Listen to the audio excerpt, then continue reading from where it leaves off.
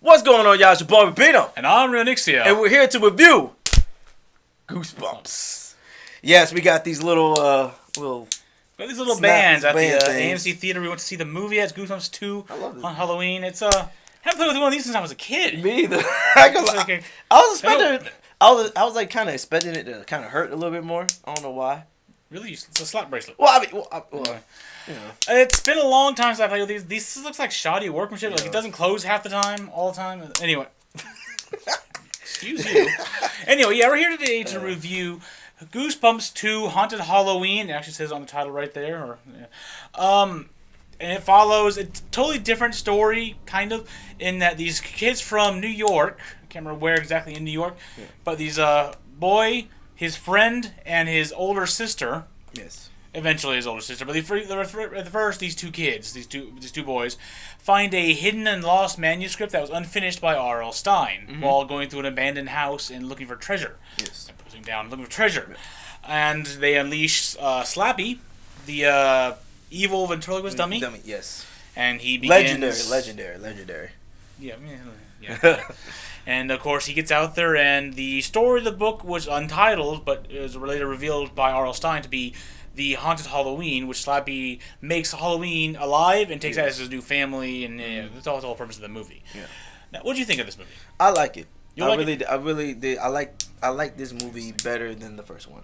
I definitely did, which is very surprising. I wasn't expecting to. I guess because I had such low expectations for the movie, I kind of didn't know what to really expect. But after watching it, it's actually pretty good. I mean, yes, everything was very predictable.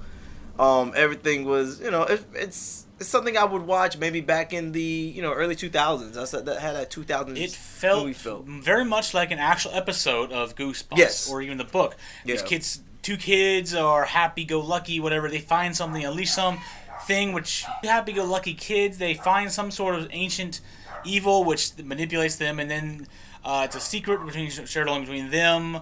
They eventually bring some other friends or siblings into it, and they realize they made a mistake. They try to protect the family, or the parents don't believe them. Yeah. The parents or any adult technically doesn't believe them at first. Which is how it always happens, because it's a kids movie. It's the kids are the heroes. The kids and the parents fall prey. Yeah. The kids eventually have to come up with a plan to save the world or town or home or whatever. At the very least, their parents. And then that's exactly what happens in this movie. The things got out, and everyone's running away in terror, and only these kids can save them. Even the police are no match for these Halloween monsters. Very typical. All the monsters come to life again, terrorize the whole city and town or whatever. And it's like, as a movie, it wasn't that great. It wasn't. Like, the graphics are decent, not bad, subpar, but not terrible. Yeah, but it's obviously cartoony, obviously CGI. Not meant to be overly scary. It's for kids. It's a family movie, so you don't want the pumpkin monster to be dripping blood or giant claws. You want it to be cartoony-ish, but still somewhat realistic. Anyway, it was like I said, it's very typical. I feel like the kids would definitely enjoy this movie. Again, I feel like it's better than the first one. Okay. I can see that. The first one didn't have. It felt like an R.L. Stine book or movie or Goosebumps episode, but it had, I think, too much adults in it helping out. The adults were obviously not good. You're talking about the first one? The first one, yes. Like, R.L. Stine was in most of the movie and all that stuff, whereas in this one, it's all the kids, and the R.L. Stine comes in the last 5 minutes. I felt like the first one was more of a, I would say a background story of R.L. Stine. But you loving that thing right now. He loves playing with it. But it felt like that's how I felt. I felt like it was more of like a backstory of R.L. Stine. Even though none of it is real, but maybe he was thinking that way when he was younger. Evil manuscript full of stories that are real. Yeah. Just like the Page Master. Yeah.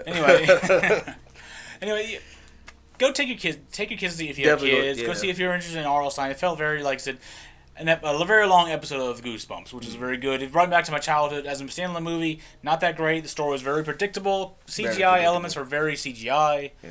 But it was a very nostalgic movie. That's a good word for it, nostalgic.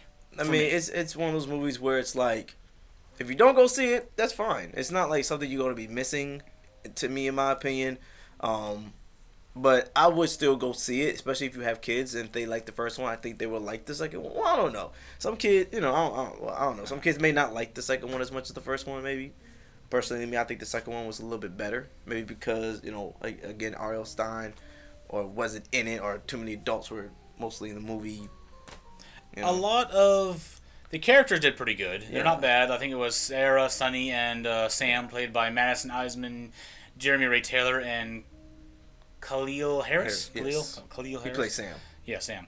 And respectively, that's what the characters they played. Yeah. And of course, Jack Black reprised his role as R.L. Stein, and he was in a lot less this time around, as I said earlier. And I think that almost made the movie better because the very little bit he was in, he shined. He was really good. Yeah. And he was very doofy, but at the same time, he tied the two movies together. It felt. So. I think Jack Black did an awesome job. I wasn't shocked that he was. How very little. Because I don't think he was in the trailer, was he? I think it showed him a little bit. It did? I don't remember. I'm not sure. Maybe not. I got to check again, but I wasn't shocked to see, him go to the answer machine and just run it. I was like, oh! I wanted to, oh, snap. I didn't really do that. I wanted to. How far away he lived, that was he made some pretty good time to get there. To help out, try to help out at the very end. Anyway, we don't want to get spoiled too much more of the movie. It's still a new release, so go check it out in theaters. It's not a bad movie. If you're into Goosebumps, anyway, we want to keep repeating ourselves here on this. I would love to see I would love to see like a Goosebumps show again. Maybe they can reboot it. No, they have to They have to reboot it again because this would be the third time they did it. Because when it came out, like in the 80s, it came out in the 80s, right? A little after that, I think the 90s. 90s, and then they did it again. I, of course, read a good portion of the books. I really enjoyed the Goosebumps series, books-wise. Anyway, thank you for watching this short review. Go check out my channel, link in the description below if you're watching this on Robino's channel. And if you're watching this on my channel, go check out Robino's page, link down in the description below. And also check out Fearbot Gaming. We do VRs on there, other games, and game trailers, whatever. Anything that's gaming, that's what we're doing. It's a lot of fun stuff over there. Yeah. Any final thoughts? That's it, man. Like I said, go check out the movie. Yeah, go check it out. And I hope to see you on the next movie review or trailer reaction we do. Bye. Peace out.